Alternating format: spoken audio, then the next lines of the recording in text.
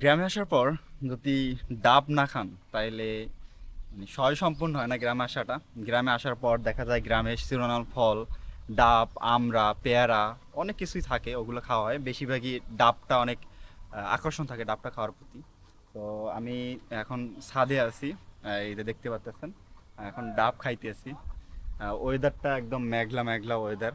তো দেখি ডাবটা কেমন, অনেকদিন পর খাইতেছি। গ্রামে আইসা একদম নিজের হাতে পারছি লাঠি দিয়া গাছে ওঠার লোক পাই নাই, যার কারণে ওইরকম বেশিও পারতে পারি নাই।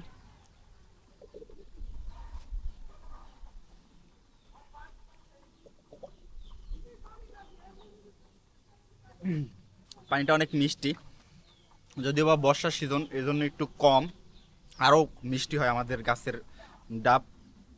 আর দেখেন, এই জায়গায় দাঁড়ায় এদের একদম গ্রামের প্রকৃতি পরিবেশ খুব সুন্দর, জাস্ট অসাধারণ একটা ভিউ। তো আপনারাও চাইলে আপনাদের যদি গ্রামের বাড়ি থাকে বা রিলেটিভ কারো বাড়ি থাকে, গ্রামে গিয়ে ঘুরে আসতে পারেন। গ্রামে যাওয়ার পর আপনার মন যদি কখনো খারাপ থাকে, আপনি যদি ডিপ্রেশনে থাকেন, অবশ্যই একটু ঘুরে আসেন। গ্রাম বলতে না, যে কোনো জায়গায় যেয়ে ঘুরে আসেন, দেখবেন আপনাকে এই প্রকৃতির এই সৌন্দর্য আপনাকে সব কিছু ভুলিয়ে দেবে।